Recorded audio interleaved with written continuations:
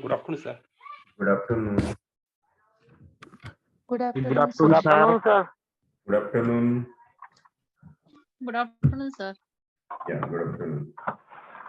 So welcome to all of you. Today we will see the case number 2, second case. हाँ कल भैया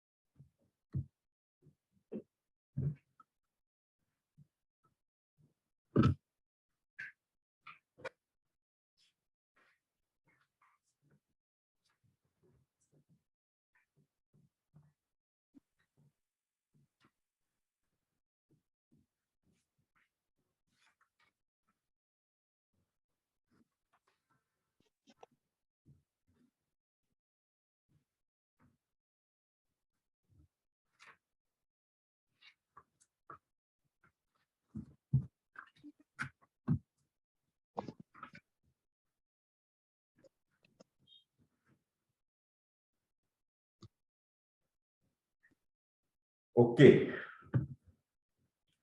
So today's case is case of hypothyroidism.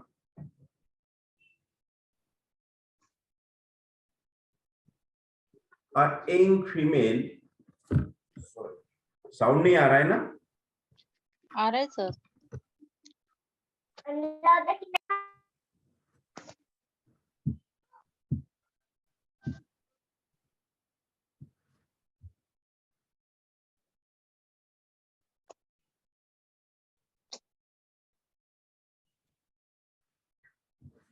So case of hypothyroidism, a young female age 18 years old,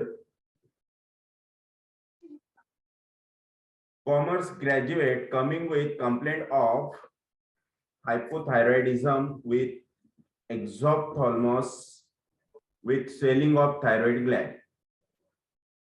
It was since 1990 at the age of 11. Now she is 18 years old. So since 7 years, she is suffering from hypothyroidism and exophthalmos. She was taking ultroxin tablet ultroxin one daily since 1990. Thyroid function test was T352, T4 2.2, TSH more than 150. Associated complaints: pain in left calf muscle, and his physicals, that is built, was lean, thin, long neck, sharp features. And these are the features of tubercular diathesis. Past history was mumps at the age of 10 years. Family history: mother goiter, the same, and Cox, uncle goiter. So goiter is her family problem. And this is tubercular diathesis. Personal history: appetite poor, thirst was increased, has to carry a water bottle to school or college. This is extreme thirsty, and mostly the hypothyroidism or thyroid goiter patients having extreme thirst, extreme appetite also.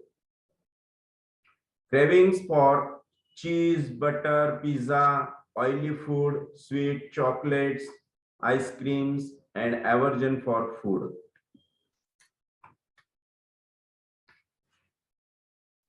Urine, stool, and perspiration not significant. Thermals was chilly.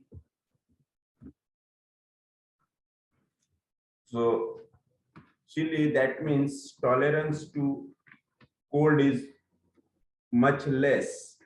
So cannot bear cold at all. Tolerance to cold is low, that has to wear double clothing even in moderate temperature. Like starting of winter or in Bombay, there is actual no winter. You know, winter hai ki nahi pata hi nahi chalta. So covers up with three blankets. That means chilly. अगर मुंबई में blanket लगता है, that means chilly. So can stay without fan throughout the summer. No complaint in sun. Mentals. Good at studies since childhood. Studied on her own with never force. Very diligent. Throughout score high percentage of marks. If she decided to top the class, she would anyhow accomplish it. Yes. If she decided to do something, she would be determined enough to accomplish it. Very conscientious. Self-centered भी बोल सकते हैं अगर वो खुद decide करती है तो. A well-read person at 18 years of age with good grasping power, she had habit of reading books of knowledge and novels. Says, I eat and drink books. I also write stories and fanciful script. Yes, writers, engineers, doctors, scientists are intelligent peoples. So see, write the story. That means very intellectual. Fancy is on. Yes. So stories and fanciful script, that means fancy is exaltation of. Family was a family-oriented girl, obedient and quite attached to family. Good girl. Friends was neither completely an extrovert nor an introvert. Whenever she made any new friendship, she would constantly dwell on that event. अगर किसी से मिली, किसी से friendship हुई, तो continuous फिर वही subject उसके माइंड में चलते रहता था. कंटिन्यूअस उस पे ही सोचते रहती थी. फिर उसने क्या किया होगा, वो कैसे मिला, कहाँ मिला, क्या कर रहा होगा, like this.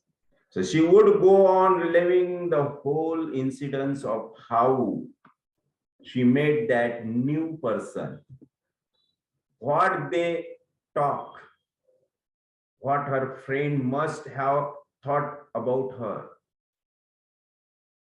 what she must be doing now. Yes, what they will be doing. Later, she would even imagine herself going out with that friend for a Himalaya or whatever she liked. These are all fancies. Fancies pleasant, fancies. And introspection sir ने कहा क्या, किस लिए कहा है कि nor extrovert nor introvert, that is introspection.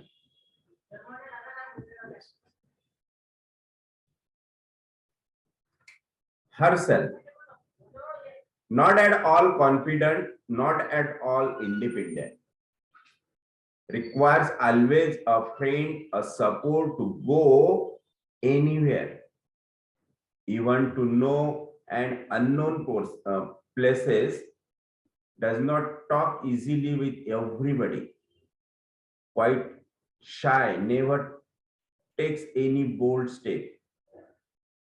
She has no confidence in herself, not much of anger or quarrels with everyone. Yes. Very fearful and terrified at night. She would never sleep alone at night, nor could never go out alone at night. Fear of night, fear of dark, cannot sleep without light off in the room. Fear of cockroaches. So fear of dark is 3 marks, tremendous, very timid, clinging also, mildness, sleep disturbed by dreams. Dreams as if seeing horror movies, dreams of cockroaches, huge cockroaches. So fearful dreams, dreams of insect.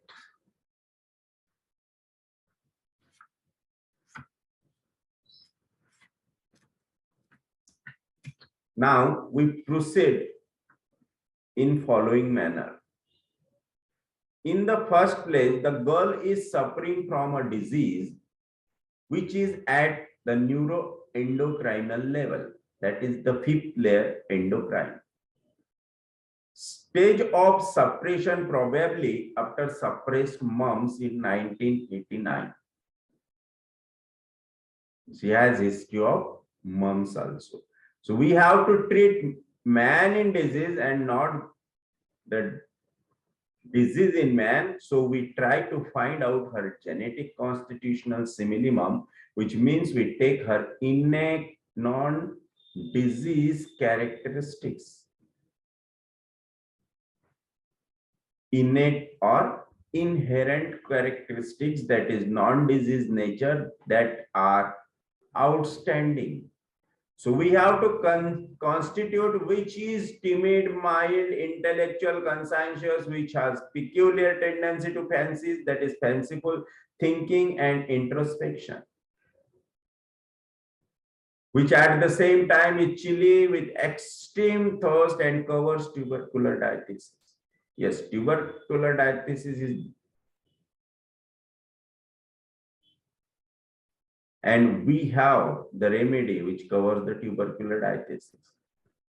So see, take the broadest and largest rubric, और जो उसकी condition है, very fearful, fear of dark, fear of night, timidity. So fear of dark लेंगे तो it is a very small rubric having few remedies, but timidity, it is a big rubric, broad rubric having multiple remedies. So timidity and combine it with intellectual. So result,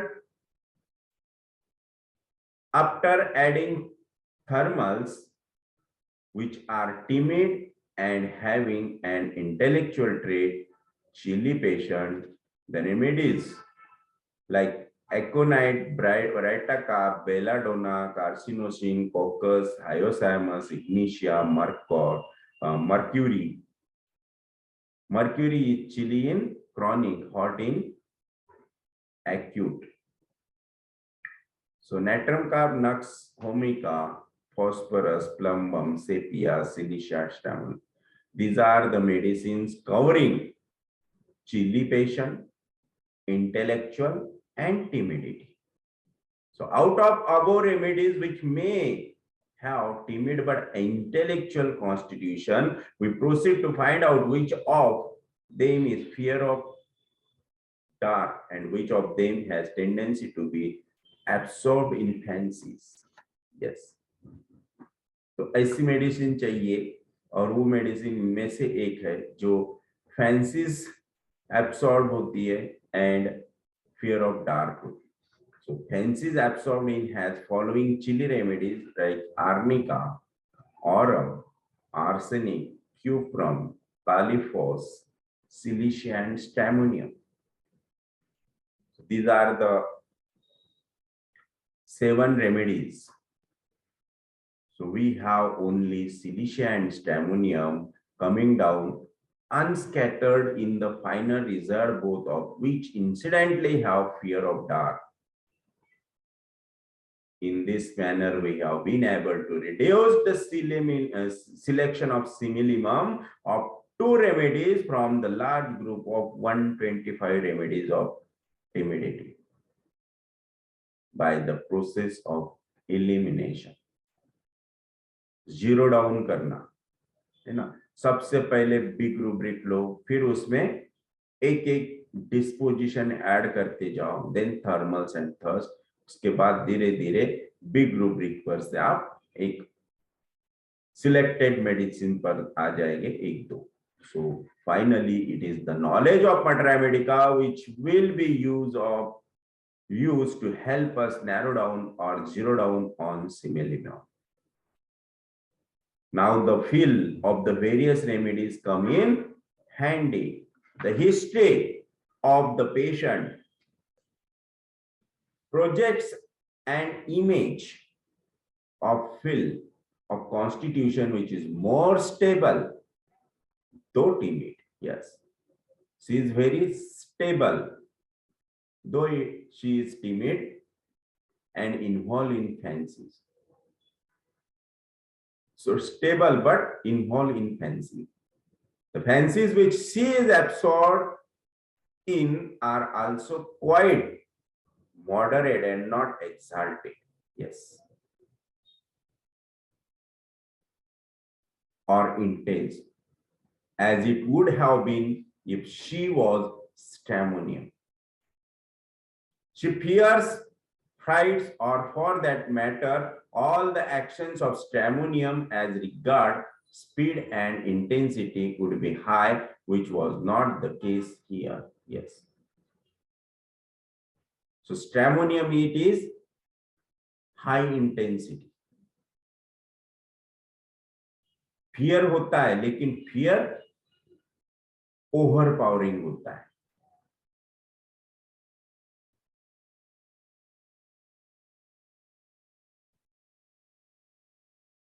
So the thirst was covered by both, tubercular diathesis covered by both, structure and build covered by both. So which remedies? Stramonium and which two remedies? Stramonium silicia. Stramonium and silicia. तो स्टैमोनियम तो नहीं है, क्योंकि स्टैमोनियम इतना exaggerated होता है, fancies exaggerated होते हैं. यहाँ पे फैंसीज मॉडरेट हैं, and she is mild also, but very intellectual, diligent, conscientious, self esteem भी उसमें है कि वो उसने अगर ठहरा लिया तो करके ही रहेगी. That means mild yielding but obstinacy also. And the main thing is good girl image, and only the speed and intensity of the action and reaction pointed to silicia, which incidentally also has the good girl image. So silicia 1m, 1 dose, advised to reduce ultroxin half tablet per day. So 1 tablet से half tablet sir ने कर दी और silicia 1m का 1 dose दिया. After that, after 1 month, appetite improved, sleep, pleasant dreams, reported feeling of freshness, laziness, lethargy reduced, desire to read more books, swelling neck as it is, pain calf muscle as it is. In short, general belongs to patient show improvement, particular of pain and swelling SP. So यहाँ पे बहुत बढ़िया follow up आया है, बहुत ही excellent follow up. इस follow up में दिखाया कि फिजिकल्स जनरल्स इंप्रूव हो गए बट फिजिकल्स नो। तो हम हमेशा यही देखते हैं कि physical generals should improve first. तो जनरल्स अगर इंप्रूव होते हैं, जनरल पैरामीटर्स इंप्रूव होते हैं, that indicates our medicine is right. और सेम फॉलोअप आया है। And again after 1 month, swelling on neck reduced, general of stamina, appetite better as before, pain, sleep repressing, no more dreams. Dreams become normal.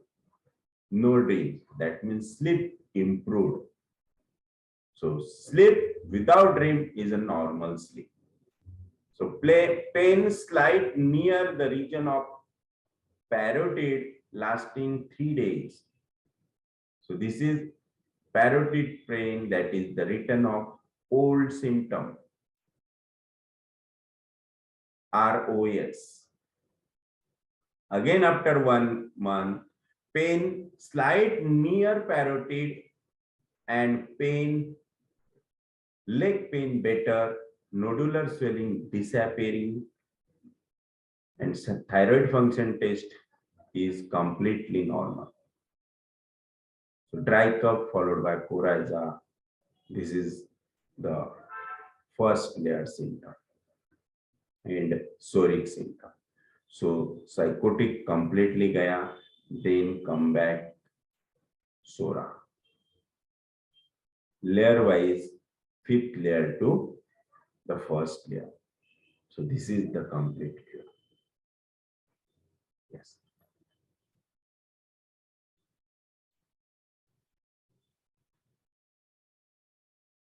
Dr. Hahnemann, in the theory of chronic disease, Dr. Hahnemann told us if the complete restoration of health occurred and it is possible when there is no symptom at all. Doctor Hahnemann का कहना है कि after the reversal of disease and completely restoration of health, वहां पे कुछ भी symptom बचना नहीं चाहिए, कुछ भी नहीं, एक भी सिम्टम नहीं होना चाहिए। इवन अगर वो स्किन पे भी आता है तो skin become completely normal. If skin become completely normal, then we can say it is a complete cure. अगर वो स्किन पे आया, वहां पे थोड़ी इरप्शंस आए, इचिंग आई और वो स्किन पर से जा रहा नहीं, तो समझ लेना it is not a cure.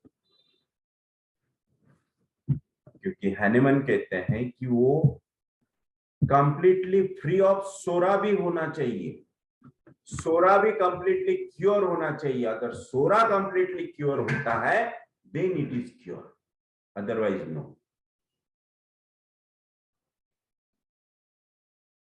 तो एक सवाल, एक क्वेश्चन है जो पेशेंट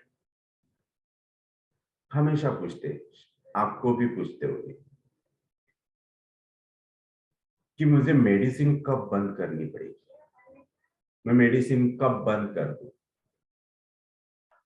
ना, या फिर मुझे कब तक मेडिसिन लेना है, मैं कब कंप्लीट क्योर हो जाऊंगा। तो मोस्ट ऑफ अस टोल्ड कि जब स्किन पे इरप्शंस आते हैं, फर्स्ट लेयर पे डिजीज आता है, तब it is complete cure. No, उस फर्स्ट लेयर से भी जाना चाहिए, स्किन से भी जाना चाहिए, according to Hering's law above downward, तो ही वो कंप्लीट क्योर है। That is the term Hahnemann always told in Organon, free of psora. Complete psoric symptoms completely disappear होने चाहिए, कंप्लीटली चले जाने चाहिए, क्योर होने चाहिए. That is the complete restoration of the health and cure.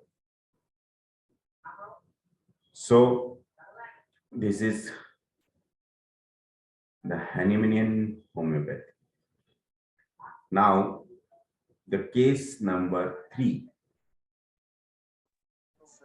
Sir Yes, बोलिए ना.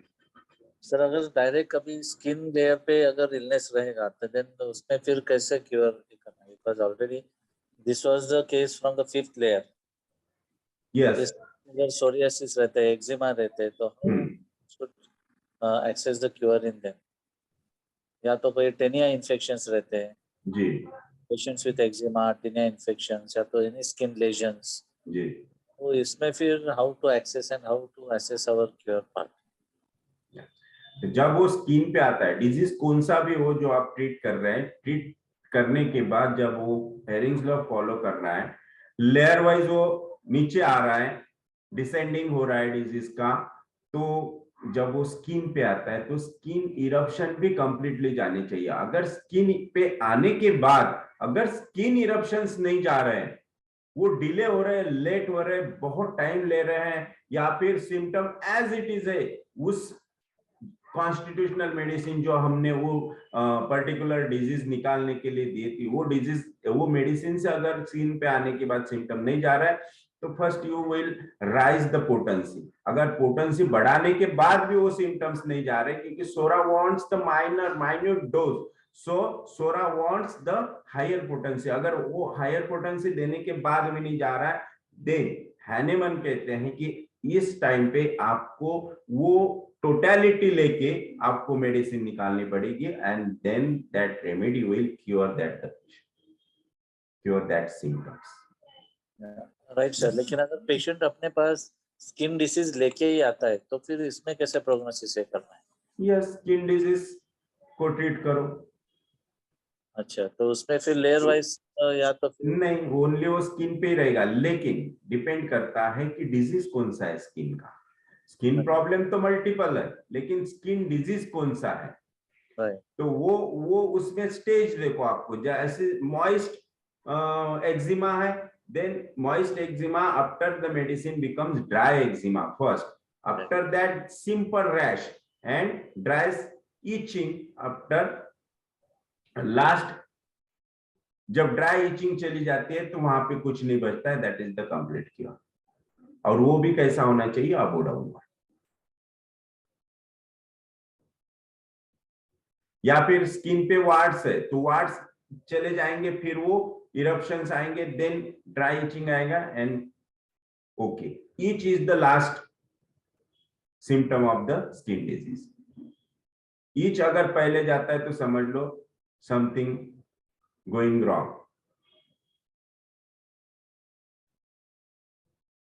Understand? हाँ, यस सर. मतलब अपना सिमिलिमम और understanding of disposition has to be very perfect. Yes.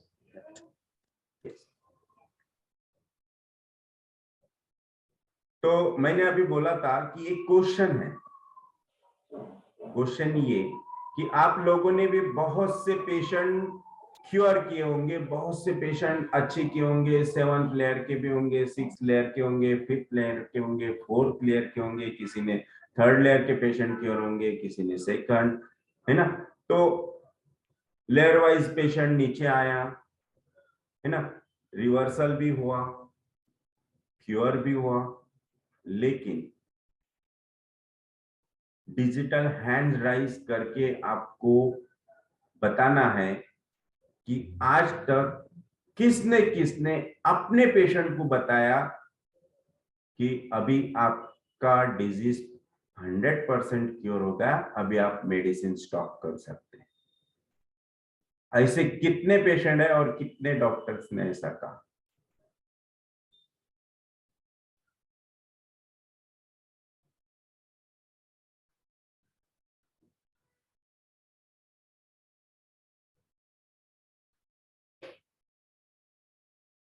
एक भी नहीं. आज तक एक ने भी नहीं कहा कि अभी आप मेडिसिन स्टॉप कर सकते क्योंकि आप कंप्लीटली क्योर। फिर हम पेशेंट को ये क्यों कहते कि हमारी मेडिसिन डिजीज को जड़ से निकालती है ना?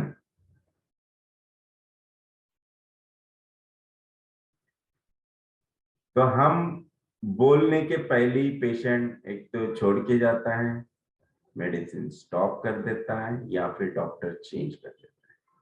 ये बोलने का चांस ही नहीं आता कि आप 100% क्योर हो गए, अभी आप मेडिसिन स्टॉप कर सकते हैं।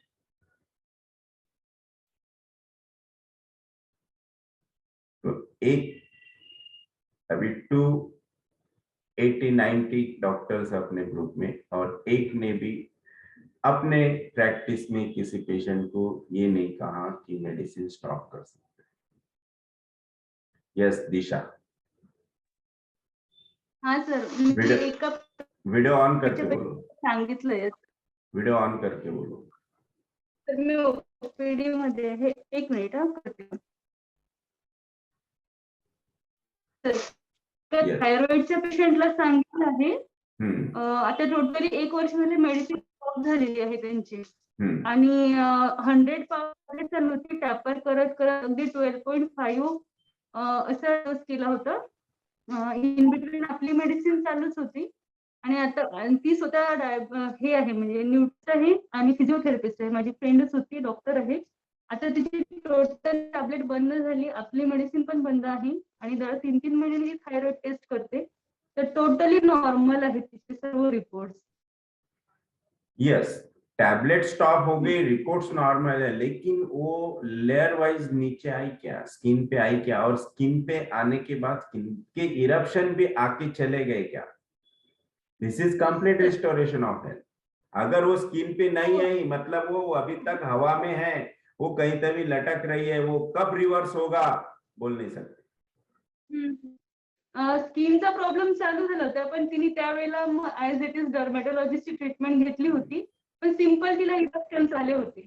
नो, दैट इज मग नॉट क्योर। त्यानंतर तिने ते मला नाही सांगितलं की मला असं, मग ते खूप दिवसानंतर असा प्रॉब्लेम झाला आणि मी केलं, म्हटलं झालं आता हे पुढे काहीतरी होईल, पण अजून तरी ओके आहे केस. इसका मतलब उसका लैटेंट सोरा कभी भी बस्ट हो सकता, वो वापस उसी स्टेज पे जा सकते, या फिर उससे भी मोर डेंजरस हो सकता है। Yes, this is not a complete cure, not a complete restoration of health, something going wrong, and C is in the air, the cure process is in the air. Yes, तर पण patient असं कधीही करू शकतो ना आपली yes, treatment yes, झाल्यानंतर. मी सांगितलं आधी की पेशंट स्वतः सोडून जाईल, स्टॉप करेल, चेंज करेल, है ना? परंतु जे आपण मोस्ट कॉन्सन्ट्रेशन आपण केव्हा देतो? अपन प्रत्येक केस मध्ये आपलं फुल कंसंट्रेशन, अपना फुल कंसंट्रेशन हम कब लगाते हैं? जब पेशेंट हमारे पास आता है। इस टाइम पे हमें कंसंट्रेशन लगाने की जरूरत ही नहीं, क्योंकि वी नो ऑल थिंग्स, फिर कंसंट्रेशन लगाने की क्या जरूरत है ना? पूरा कंसाइंशियसली हम देखेंगे, पूरा कंसंट्रेशन के साथ केस देखेंगे, हिस्ट्री लेंगे, मेडिसिन निकालेंगे, मेडिसिन देंगे, बराबर। लेकिन सबसे इंपॉर्टेंट चीज ये होती है कि जब पेशेंट स्किन पे आता है, तब आपको मोस्ट पावरफुल कंसंट्रेशन लगाना है। क्यों? क्योंकि वही स्टेज होती है उसको उससे फ्री करने की, उससे बाहर निकालने की, और तभी पेशेंट कुछ ना कुछ करता है। इसीलिए तब हमें बहुत अच्छी तरह से उस पे ऑब्जर्वेशन करना है, ध्यान देना है, उसके कांटेक्ट में रहना है, उसे बार बार बुलाना है। आप 1 महीने की मेडिसिन देते होंगे तो उसको 8 दिन में बुलाओ, 4 दिन में बुलाओ, 5 दिन में बुलाओ, जब तक वो फ्री ऑफ सोरा नहीं होता, जब तक वो कंप्लीटली अबो डाउनवर्ड उसकी इरप्शंस नहीं जाते, तब इंपॉर्टेंट होता है कि उसके ऊपर कितना ध्यान देना है। और ये सब हम स्टार्टिंग में करते हैं, एंड में नहीं। Right? Am I right? Yes, sir. Yes. Getting or not? Yes, sir. Yeah. तो आज से Right, हमें yes, उल्टा करना है, आज से हमें उल्टा करना है ना। पेशेंट जब आता है हिस्ट्री लेते हैं, वो तो अपने लिए कितना इजी वर्क हो जाता है ना। हिस्ट्री लो, रूब्रिक्स निकालो, मेडिसिन दो, प्रिस्क्रिप्शन दो, it is easy work. But जो मोस्ट डिफिकल्ट टास्क होता है, वर्क होता है, वो लास्ट में होता है। क्योंकि देखो एक भी डॉक्टर ने हाथ ऊपर नहीं किया कि उसने पेशेंट को बोला कि मेडिसिन स्टॉप कर दो। इसका मतलब क्या कि 100% रिस्टोरेशन एक का भी नहीं हुआ। इसकी वजह यह है कि हम लास्ट में ध्यान नहीं देते पेशेंट के ऊपर। और सबसे मेन वही होता है कि जैसे ही पेशेंट नीचे की लेयर की तरफ आ रहा है तो हमारा कंसंट्रेशन ऊपर की ओर जाना चाहिए। सबसे अभी हमारे को ये समझना चाहिए कि अभी हमारा काम बढ़ने वाला है, पेशेंट की तरफ और ध्यान देना है। पेशेंट से आपको बहुत ज्यादा टच में रहना है कि जैसे जैसे वो नीचे की लेयर की तरफ आएगा, हमारा कंसंट्रेशन बढ़ते जाना चाहिए पेशेंट की तरफ कि ये इसने कुछ गलती नहीं करने की ना, नहीं तो पूरी मेहनत पानी में चली जाएगी। उसने भी गलती करने को नहीं होना और हमारे से भी कोई गलती नहीं होने को ना।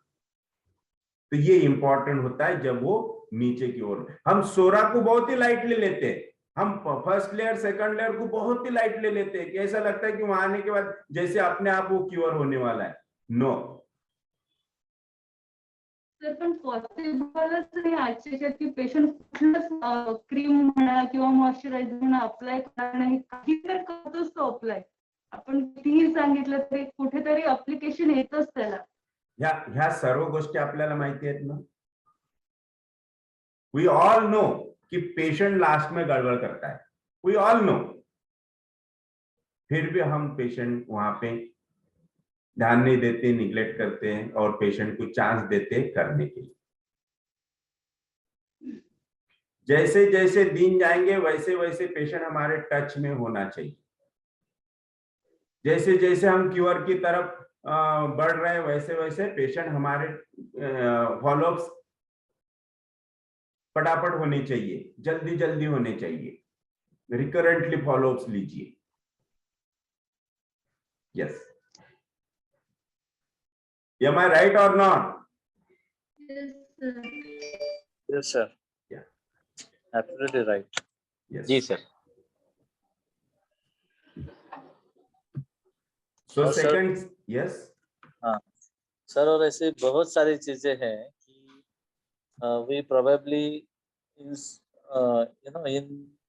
पेशेंट के सर्च में हो या तो इन केस ऑफ चलो अर्निंग होना चाहिए, इतने पेशेंट देखने चाहिए या तो ऐसा, in search of that we just get ignore our science what we are doing with the patient, है ना। खाली पेशेंट का खाली की नोट्स निकालो, उसमें कैसे क्योर दे सकते हैं, इसमें क्या स्पेसिफिक रेमेडीज आती हैं, इसको अभी ठीक लग रहा है ना, this are the way of looking to us, मतलब लुकिंग टुवर्ड द पेशेंट कि पेशेंट का कॉन्स्टिट्यूशन कैसा मिल रहा है, या तो पेशेंट का वेदर हम लोग जो रूब्रिक एनालिसिस या तो फाइंडिंग ऑफ रेमेडीज, इस पे हम लोग कितना डिफरेंशियल करके कितना पेशेंट को मतलब वो लेवल पे एनालाइज कर पा रहे हैं हम लोग, उतना seriously some very few times we go through that all the process. So somewhere we miss and wish to understand also कि knowledge of miasm, knowledge of understanding which miasm patient is in at present, कौन से step पे patient shift हुआ है, कौन सा उसका level of miasm चल रहा है, that we just focus on अभी क्या symptoms है और उसको क्या करना है, no? तो somewhere ये सब level पे understanding levels अभी भी up to not mark, maybe of lack of readings or understanding or some observations, so there are a lot of things are there। और यही होता है कि पेशेंट क्योर भी हो रहा है वो भी नहीं मालूम होता है, पेशेंट ठीक होता है 2-3 महीना वैसे ही रहता है, फिर वापस आता है कुछ तो लेके आ रहे हैं, ठीक है अभी थोड़ा ठीक हुआ है कुछ, again we give something and then it never, Yes. That is how it Yes. Is.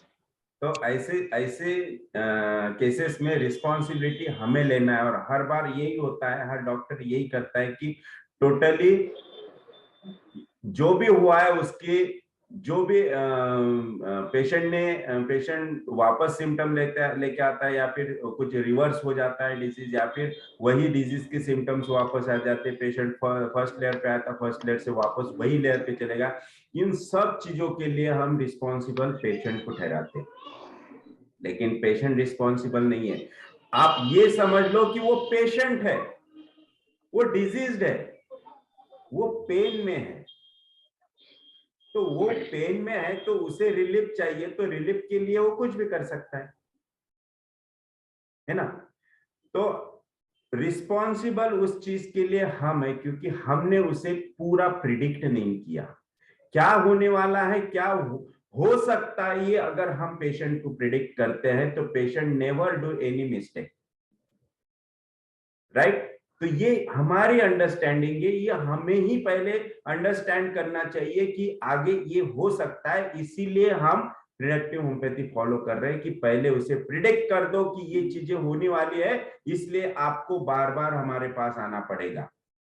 जब बीमारी बड़ी थी, जब सिम्टम ज्यादा थे, टोटलिटी ज्यादा थी, तब पेशेंट को ज्यादा मत बुलाओ भलाई, क्योंकि पता है हमें कि हमने कॉन्स्टिट्यूशनल दिया है, ये 100% वर्क करेगा, इसको 100% रिलीफ होगा, बट सिस्टमैटिकली होगा, अकॉर्डिंग टू लॉ होगा। लेकिन जब वो एकदम कम टोटलिटी पे आता है, ओनली फर्स्ट लेयर के सिम्टम्स होते हैं, तब ज्यादा हमारा कंसंट्रेशन उस केस पे होना चाहिए, ज्यादा फॉलोअप्स होने चाहिए, क्योंकि वहीं पे अगर गड़बड़ हो गई तो पूरी प्रोसेस रिवर्स हो जाएगी, जितनी मेहनत हमने की उतनी वापस पानी में चले जाएगी। अगर आप हर केस इस तरह से लेते हैं कि भाई ये केस मेरे लिए बहुत इंपॉर्टेंट है, मेरे लिए इसका डाटा बहुत इंपॉर्टेंट है, मैं इस केस को किसी को भी दिखा सकता हूं, इससे मुझे मेरे पेशेंट बढ़ेंगे, मेरी प्रोडक्टिविटी बढ़ेंगी, मेरे अगर मैं किसी और को दिखाता हूं तो और लोगों का फेथ मेरे पे बढ़ेगा, ये चीजें हम अगर ध्यान में रख के करते हैं तो हर पेशेंट हमारे लिए इंपॉर्टेंट हो जाता है। और वो तब तक उसे छोड़ना नहीं जब तक वो कंप्लीटली आउट ऑफ सोरा होता नहीं। समझ में आया? यस।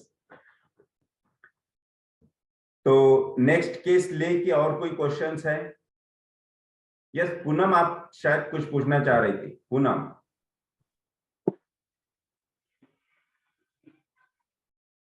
यस सर, मेरा भी एक केस था ब्रोंकियल अस्थमा का। इन स्टार्टिंग जब मैंने स्टार्टिंग किया था प्रैक्टिस में, तब उसको भी loose motion, then body rash ऐसा हुआ था। तो फिर मैंने उसको मेडिसिन बंद करवाई थी। मैंने टैपर करके बंद करवाई, मतलब वो नहीं चाह रहे थे कि बंद करना, क्योंकि ब्रोंकियल अस्थमा उसका इतना था कि उसको विजिंग जो थी, ऐसा पेशेंट अपने पास लेटा है, छोटा बेबी था 3 इयर्स का, और उसकी विजिंग यहाँ तक सुनाई देती थी, मतलब उसके पास मैं बैठी हूँ वहां तक उसकी विजिंग सुनाई देती थी, ऐसा था। और उसके बाद में वो अराउंड 6 मंथ उसका विजिंग और सब कुछ चला गया, और लूज मोशन उसको चालू हो गए। फिर उसके बाद में उसको बॉडी रैश आई। फिर मैंने उनको बोला कि अभी मेडिसिन बंद करते हैं, तो वो बोले कि नहीं, अभी मेडिसिन बंद करेंगे तो फिर और चालू होगा बोले। मैंने बोला नहीं होगा चालू, आप टेंशन मत लो, कुछ हुआ तो मैं हूँ यहाँ पे। तो फिर मैंने उनको एसएल ही दिया, लेकिन वो टैपर करके दिया, मतलब रोज एसएल देती थी। लेकिन फिर उसमें उसके बाद उनको 3 days after, then 15 days after ऐसा दिया। फिर उसके बाद में मैंने किसी पेशेंट को नहीं बताया कि आप मेडिसिन बंद करना चाहिए, ऐसा करना चाहिए। ऐसे ये फर्स्ट केस थी मेरी, ऐसा बताना। तो जब पेशेंट स्किन पे आता है, सोरिक सिम्टम्स आ जाते हैं, इचिंग आ जाती है, इरप्शंस आ जाते हैं, तो eruptions also should go above downward from back to front, इस तरह से जाते हैं, देन इट इज क्योर। और वो भी कंप्लीटली जाने चाहिए, एक भी मार्क या फिर इरप्शन चले गए और वहां पे अगर ब्लैकिश और ब्राउनिश मार्किंग है, then it is not cure, वो फ्री ऑफ सोरा हुआ ही नहीं, समथिंग गोइंग रॉन्ग, क्योंकि इरप्शन गए और मार्किंग वहां पे है, डिस्कलरेशन ऑफ स्किन है, मतलब साइकोसिस वहां है, सोरा चले गए, अगेन इट इज सप्रेशन। तो सबसे पहले वो डिस्कलरेशन जाना चाहिए, देन इरप्शंस, और इरप्शंस भी अकॉर्डिंग टू हेरिंग्स लॉ ही जाने चाहिए। जब तक वो कंप्लीट ले जाते नहीं, सिंगल इरप्शंस भी वहां बचता नहीं है। और ये सब जाने के बाद वापस 1 मंथ उसको एसएल पे रखो और देखो कुछ अपीयर होता है क्या। अगर नहीं होता है, then you can say it is complete cure and you can stop the medicine. तो हमारा मोटो, हमारा एम ये रखो होम्योपैथिक प्रैक्टिस में कि मैं हर पेशेंट को एक दिन ऐसा कहूं कि अब आप मेडिसिन बंद कर सकते हैं। ये मोटो रखो, फिर देखो रिजल्ट कैसे आएंगे। राइट? Yes, okay. सो एक शॉर्ट केस ही है ये, देखते एक्सक्यूज हैं। मी सर। यस, सर इसमें जैसे अभी ये केस हाइपोथायराइडिज्म या साइकोटिक केस थी ना, जी। सर इसमें सर ने डायरेक्ट 1M दिया, तो कैसे क्या सर, वही समझ में नहीं आया। यस, तो एक्चुअली ये क्वेश्चन हमने भी पूछा था सर को जब ये बुक आई थी नई नई, कि सर ये केस में 1M क्यों दिया। तो सर ने जब कहा था कि उस वक्त मेरे पास 30 पोटेंसी नहीं थी बोले अवेलेबल, इसलिए 1M देना पड़ा था। सर का आंसर ये था, ये this is real answer. Okay sir, thank you. तो तब सर ने एक सेंटेंस ये भी कहा था, if your medicine is right, वो एग्जैक्ट है, राइट है, परफेक्ट है, then you can give in any potency, खाली वो परफेक्ट होनी चाहिए। Okay sir, thank you. Should I take the case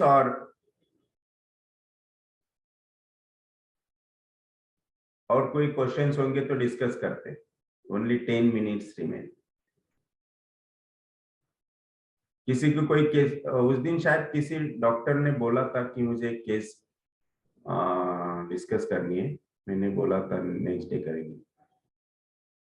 तो किसी को कोई डिस्कस करना है तो कर सकते हैं 10 मिनट,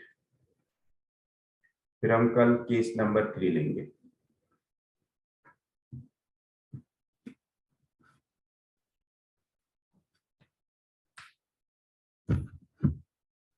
यस, एनीबडी?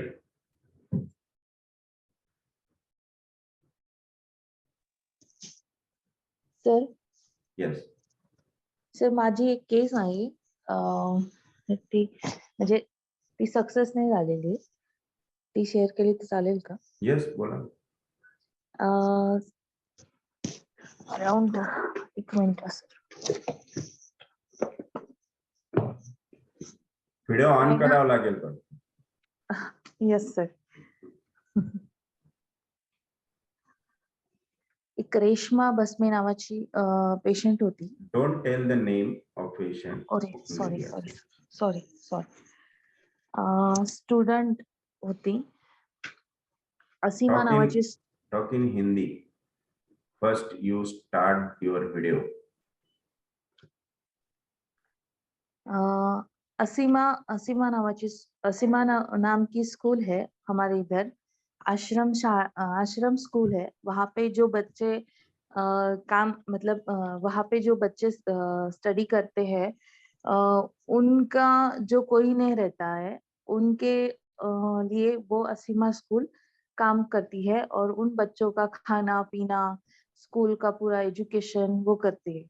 तो मेरे हस्बैंड पेडियाट्रिशियन है, तो हमारे इधर वो सब पेशेंट आते हैं, उनको फ्री ऑफ कॉस्ट हम मेडिसिन देते हैं एलोपैथी।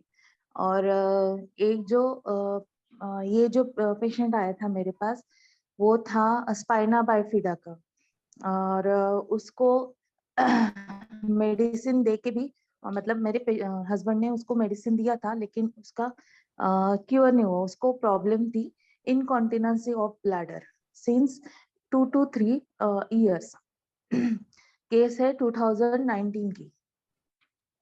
उसको आफ्टर सर्जरी स्पाइना बाइफिडा था, उसके सर्जरी के बाद में उसको कंट्रोल ही नहीं था यूरिन पे, स्टूल पे, कुछ भी नहीं.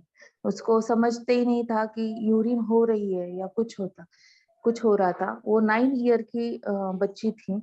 उसको अभी भी डायपर पहना के स्कूल में ये बाय बैठा. बर्थ था? हाँ, बाय बर्थ उसको ये था सर, मतलब स्पाइना Spina. बाइफिडा. हाँ, स्पाइना बाइफिडा था. आफ्टर ऑपरेट उसको ये प्रॉब्लम शुरू हुआ कि उसको कंट्रोल नहीं हुआ यूरिन पे. और इसकी हिस्ट्री मुझे बराबर नहीं मिली. एक्चुअली उसके मदर डेड हो गई थी जब वो 3 इयर्स की थी. और उसको स्टेप मदर थी और फादर थे, वो कोई भी ध्यान नहीं देते थे. और ग्रैंड माँ और ग्रैंड पा भी थे, वो भी उसको ध्यान नहीं देते थे. और वो उसकी बहन और उसका भाई, ऐसे 3 जन ग्रैंड पा और ग्रैंड माँ के घर पे रहते थे. ये दोनों बहनें थी. इन दोनों बहनों को कोई ध्यान नहीं देता था. सिर्फ जो उसका भाई था उस पे उसकी ग्रैंड माँ ध्यान देती थी. ये दोनों बच्चों को सिर्फ काम करना, और जो स्कूल वाले ही, जो उसका जो मेडिकल का प्रॉब्लम था, वो सिर्फ स्कूल वाले ही देखते थे. और खर्चा भी स्कूल वाले ही देखते थे. और उसके टीचर ने जो मुझे हिस्ट्री दी, उसके अकॉर्डिंग मैं आपको हिस्ट्री बताती हूँ. Incontinency of bladder since 3 to 4 years, do not control on urine and stool since birth. और फर्स्ट मतलब बर्थ बोला है, लेकिन वो इतना कंफर्म नहीं है कि बर्थ हुआ या ऑपरेट के बाद में हुआ है. After urination, slight pain in the lower abdomen and lower back region. When urination, he is not sensation. Fecal incontinency in anus. Past history, lumbar sacral swelling with urinary incontinency.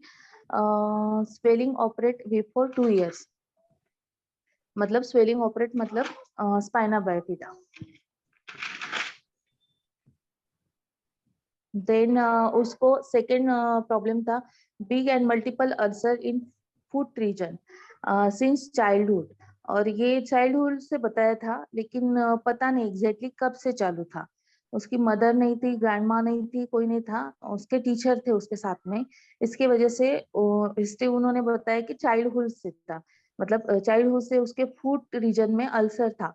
Ulcer भी उसको lateral region में थे, foot के lateral region में, middle region में नहीं थे. और अल्सर में बहुत सारा pus, mud, slightly blood, swelling on the both feet. Swelling जो थे फुट के, बहुत स्वेल हुआ था.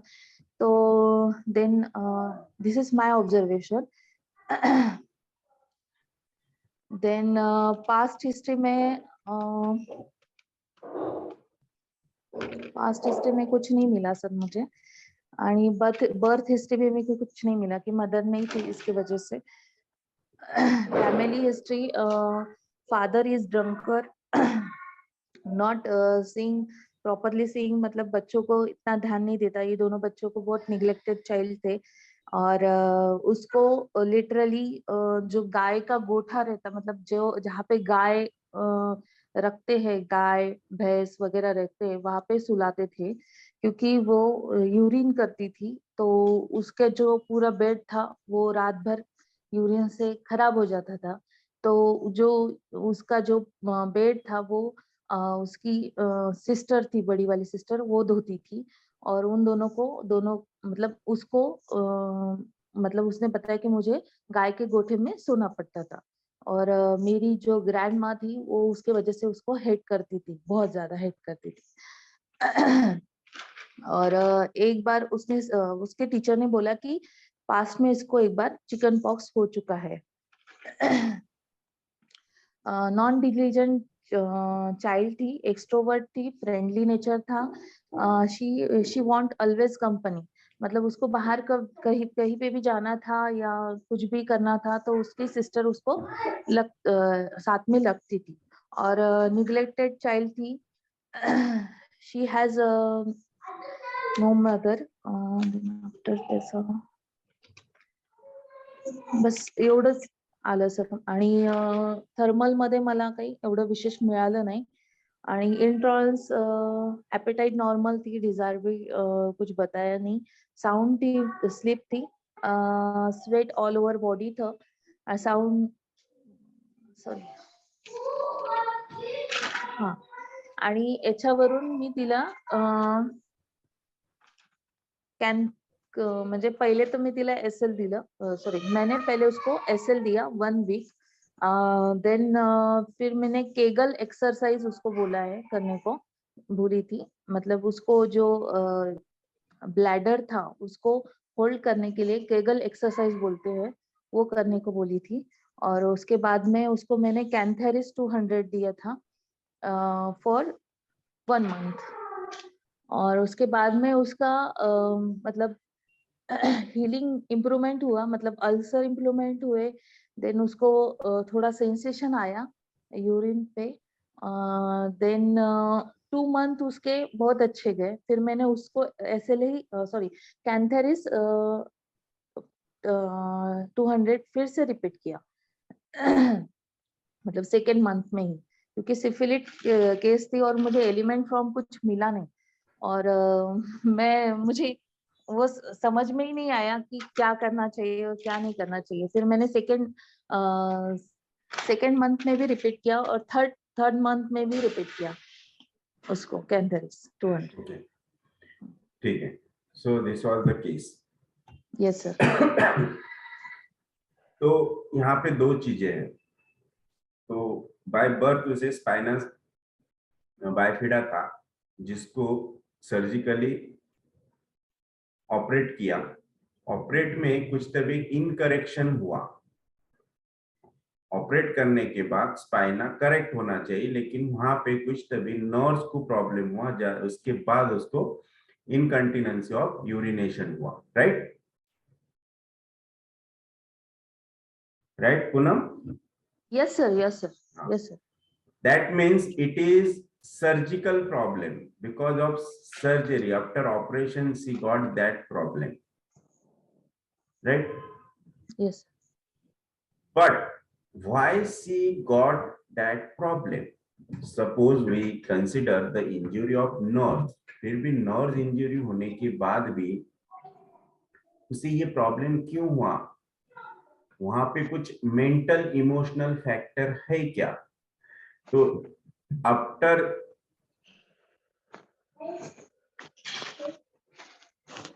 his history, after listening his history, कि उसमें बहुत से इमोशनल फैक्टर्स हैं. राइट.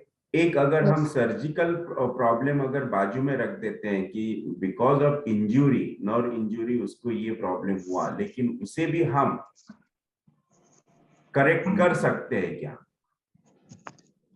इफ यस, तो हमें वो सिम्टम्स चाहिए जो इस प्रॉब्लम को क्रिएट करते हैं. That is the mental emotional pathology. और जो फ्रीक्वेंसी ऑफ मिक्चरेशन होता है, जो इनकंटिनेंसी ऑफ मिक्चरेशन होता है, जो इनवॉलंटरी मिक्चरेशन होता है, इसके लिए जो मेंटल इमोशनल फैक्टर है, that is the territory problem, territory conflict. अब यहाँ पे ये सब दिख रहा है कि उसकी टेरिटोरी तो कुछ है ही नहीं, है ना. She was totally hated, right? No parents, that means there is no love, lack of love. So एक तो वहां पे ये आएगा कि deserted feeling, forsaken feeling. एक then जो टेरिटोरी कॉन्फ्लिक्ट आया है उसके लिए क्या? So neglected feeling.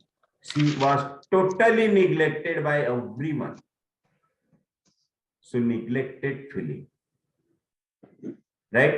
So deserted and neglected. Then आप उसमें ऐड कर सकते हैं, that is surgical operations after. And one thing more, that is the involuntary urination. एक हम अगर उसमें पर्टिकुलर रूब्रिक भी लेते हैं, that is physical rubric, involuntary urination, and देखो उसके बाद क्या मिलता है और उससे क्या रिजल्ट आता है। उसमें और एक अगर ऐड करना चाहे तो हम ये भी एक सोच सकते हैं कि रेप्यूडेटेड बाय रिलेटिव्स और फैमिली मेंबर्स।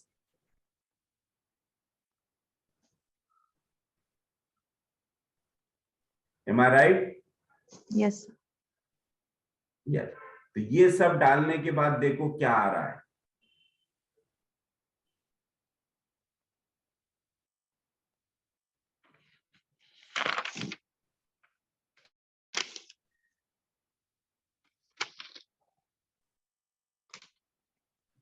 और ये रेमेडी उसको क्योर करेगी।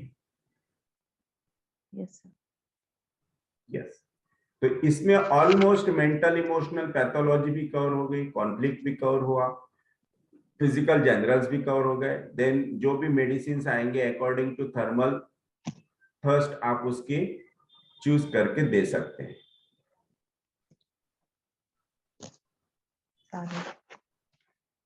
ओके? Yes sir. यस सब। फिर आप अभी बाकी लोग बोलिए कि इसमें और क्या हम ऐड कर सकते हैं, किस सिम्टम्स को इंपॉर्टेंट दे सकते हैं, और किसी को कोई समझ में आ रहा है तो बोल सकता है।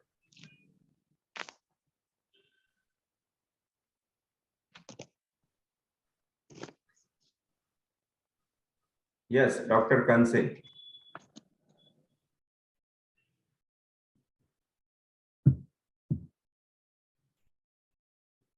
सर अभी पोस्ट सर्जिकल केसेस में अभी बच्ची का तो मतलब एटलीस्ट फीलिंग या तो व्हाट वाज हर रिएक्शन, ये सब चीजें जब भी होती थी, जिसको जब भी अकेले उसको सोना ऐसा या पे बाहर अलग से सुलाते थे, या तो when she was having all this issues, तो उसके बारे में उसका रिएक्शन क्या था, वेदर मतलब she is to just cry और सिट, वो grief, whether we have to take grief also, then hatred feeling है फ्रॉम अदर्स, जो निग्लेक्टेड आपने बता दिया, बट वो भी बहुत मतलब इम्पोर्टेंट लगता है, आई थिंक सो।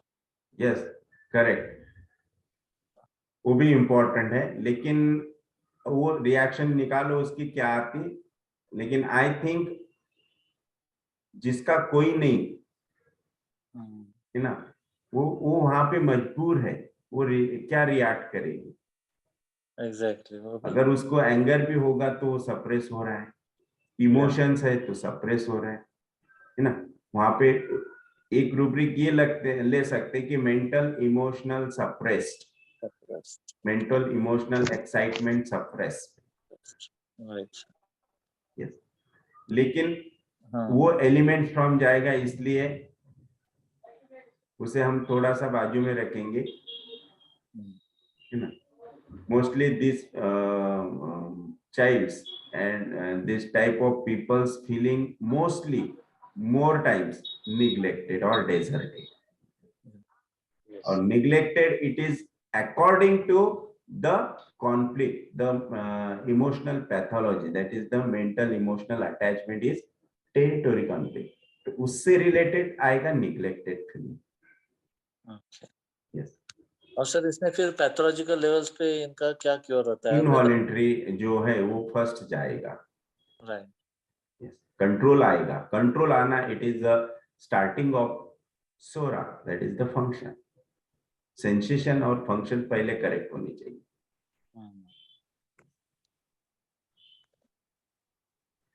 तो इस तरह से उसमें प्रोग्रेस स्टार्ट होगा। सर माझ्याकडे त्यांचे व्हिडिओ आहे, तो जर तुम्हाला व्हॉट्सअपला आता पाठवलं तर तुम्ही शेअर करू शकता का तिचे पेशंटचे? शेअर चालेल, हा, मी लगेच शेअर करते तुम्हाला। 9422 वर शेअर कर, हो चालेल, लगेच करते। किंवा आपल्या ग्रुप मध्ये टाक। ग्रुप मध्ये टाकू का? चालेल।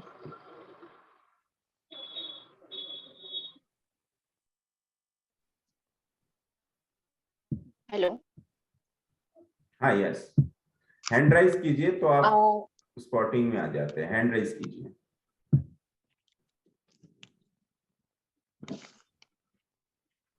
हैंड रेज करने के बाद आप स्पॉटलाइट हो जाते हैं, तो आप सबसे पहले हैंड रेज कीजिए। अतिक।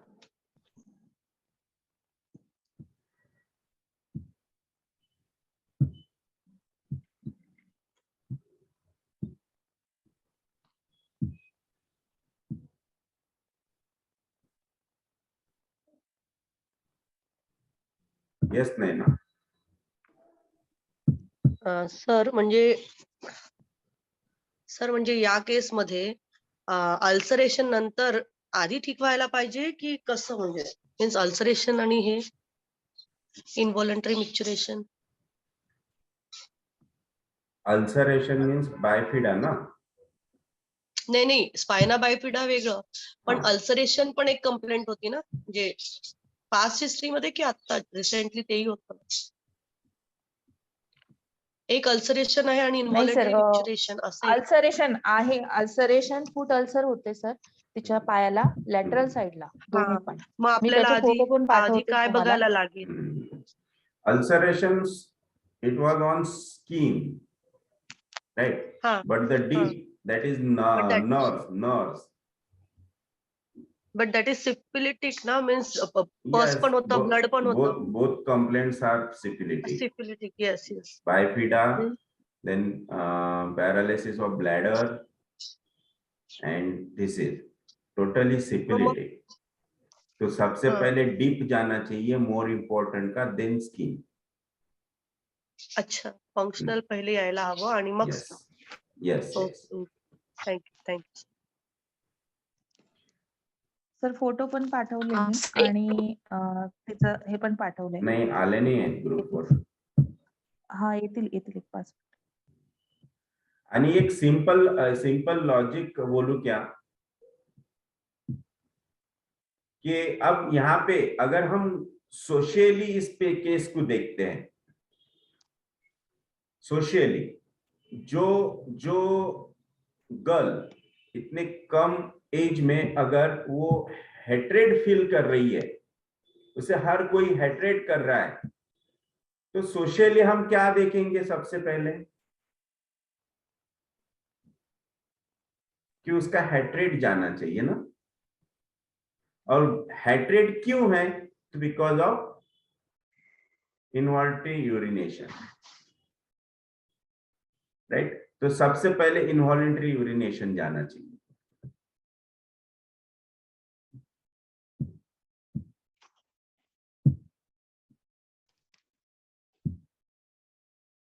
Hello sir.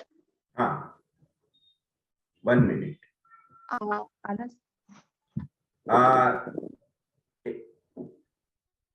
1 मिनट. आपको वीडियो दिख रहा है क्या? Yes, sir. वीडियो दिख रहा है ना? Yes sir. या ओके.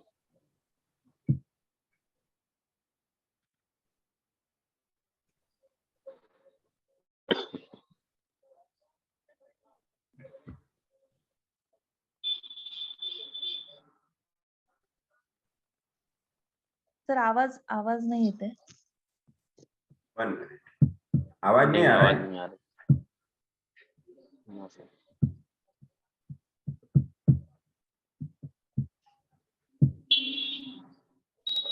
का पाय नाउ आणि त्याच्यात आ रही है. पायावर सूज राहते आणि त्याच्यावर हे निघतं का, पस निघतो का, पू निघतो का त्याच्यातून?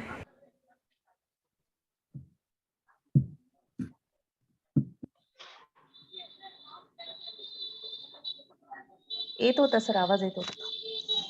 किती व्हिडिओ आहे?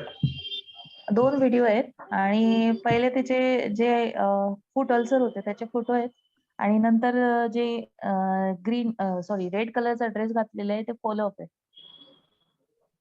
ओके, ये फर्स्ट वीडियो, ये सेकंड वीडियो.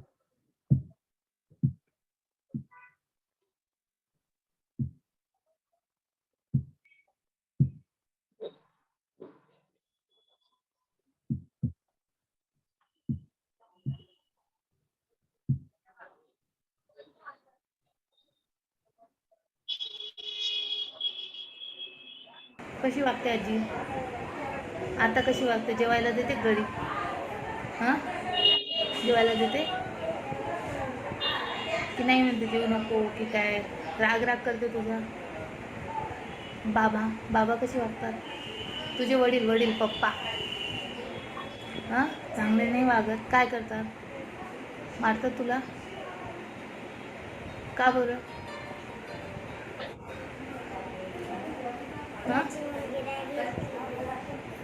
हां, त्याची मुलगी काय बोलले? मारतो? का बरं त्याची मुलगी नाही घ्यायला पाहिजे? सांभाळायला सांगतो का तुला? सांभाळायला सांगतात वडील? किती मुलं आहेत त्याला? एक वारलं? काय मुलगा आहे की मुलगी आहे? दोन्ही मुली आहेत का? त्यांना सांभाळ म्हणतो. तुला सांगतो सांभाळायला. नाही सांभाळलं की मारतो तुला. तसा पण मारतो का? का बरं? म्हणून मारतो. टीव्ही बघायला खूप आवडतं.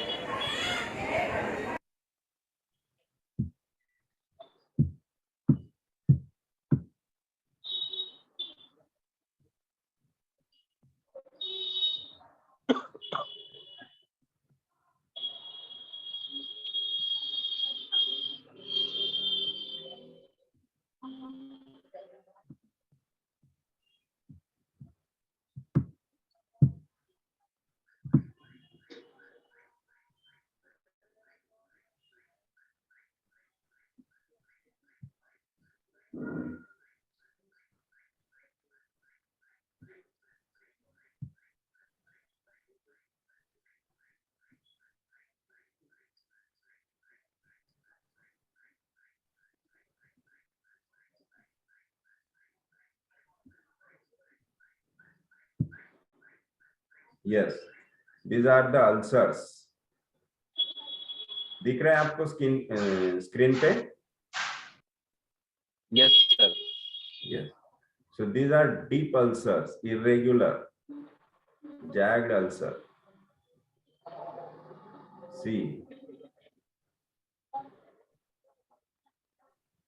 अब मुझे बताइए अल्सर्स की emotional pathology. Anger, sir. Anger. Anger. For what?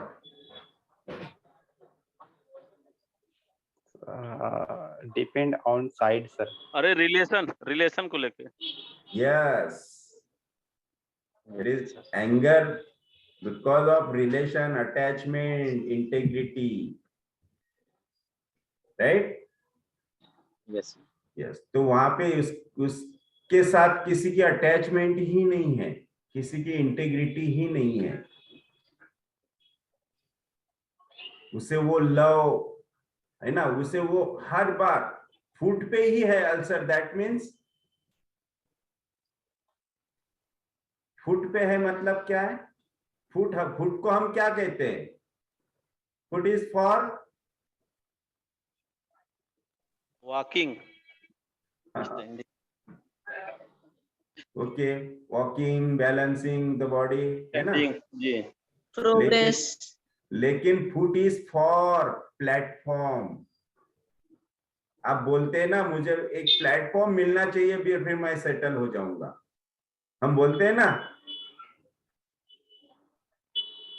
तो उसका प्लेटफॉर्म कहाँ है? कहते अपने पैरों में खड़े हो जाओ.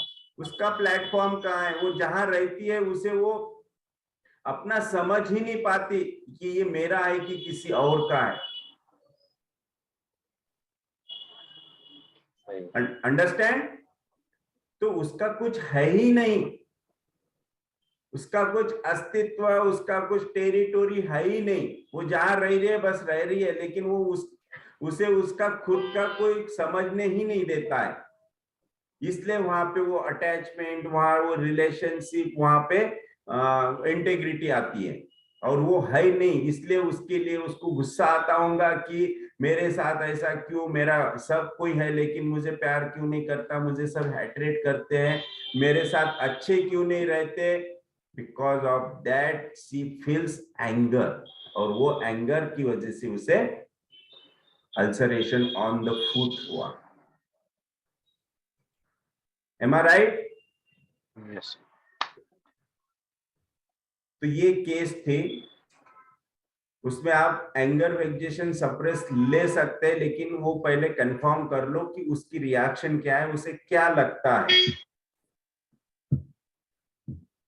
ओके पूनम?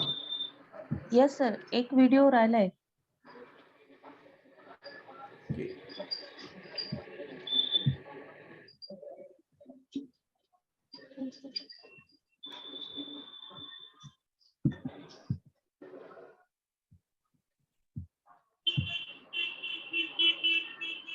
नाही आहे? आहे सर, फर्स्ट याच्यात बघ वरती. हा झाला ना? नाही, तो झाला त्याच्यावरचा. हा तोच फर्स्ट. हा बघितला ना? बघितलंय का? हा नाही दाखवलं वाटतं सर. हा स्टार्टिंगला बघितला ना आपण.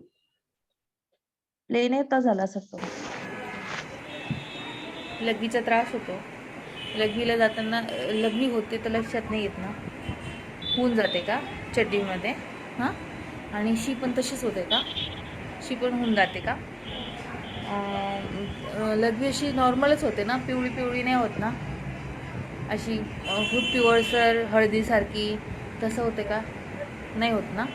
आणि पायाचा काय त्रास होतो? चालायला त्रास होतो.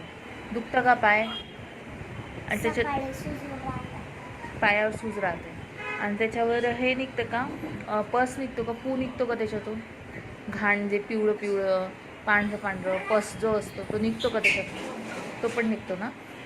आणि दुखतं पण पाय, आणि सुजलेला पण असतो.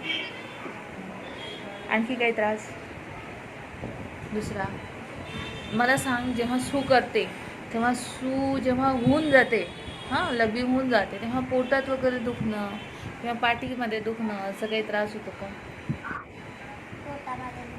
पोटामध्ये दुखतं सू होते तेव्हा. आणि शी होते तेव्हा नाही दुखत ना. शी किती वेळा होते? किती वेळा होते शी? Yes. Okay. Yes sir. Second फॉलोअपला आली होती तेव्हा त्याचे फूट अल्सर आहे ना, ते ट्रीट झाले, म्हणजे फूट अल्सर सुकले होते आणि स्वेलिंग पण कमी झालेली.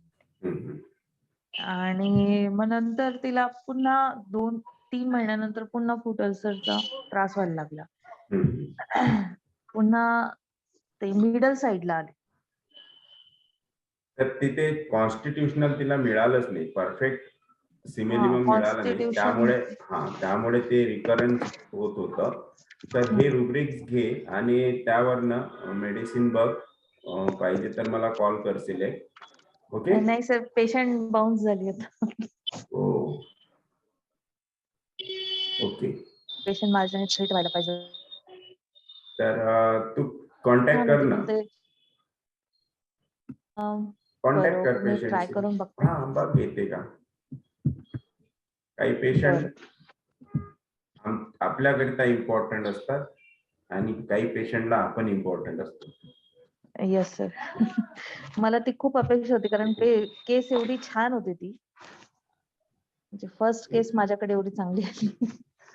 नो प्रॉब्लेम, ती येईल परत. जेव्हा तू Yes. राईट कॉन्स्टिट्यूशनल म्हणजे परफेक्ट रेमेडी जेव्हा तू काढशील ना तिची, येस सर. ती राईट रेमेडी तिला तुझ्याकडे अट्रॅक्ट करेल. Yes sir. येस. आणि जेव्हा परफेक्ट रेमेडी निघते तेव्हा पेशंट ऑटोमॅटिकली येतो. Yes sir. This is the magic of homoeopathy. Yes sir. Okay. Yes sir. Thank you sir.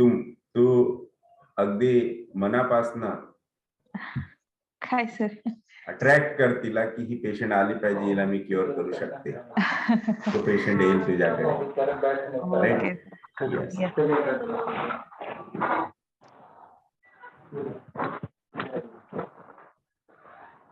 Energy flows where attention goes. This is the rule of nature. सुमन उपाध्याय उससे So बताओ कैसे okay. बता दो Now ठीक है कि नहीं I will stop here. So thank you very much. Thank you, Poonam. Very good case you have discussed here. Hello sir. Yes. Thank you sir. त्याच्यासाठी एक रुब्रिक आहे ऑर्फन फिलिंग म्हणून. जे Orphan मुलं feeling अनाथ पण घेऊ असतात ना शकतो. त्यांना Yes, ते पण घेऊ शकतो. ते for attachment, for that ulcer. Attachment Orphan त्यांना feeling. हा Yes. एकच मेडिसिन आहे त्याच्यामध्ये मॅग्नेशियम.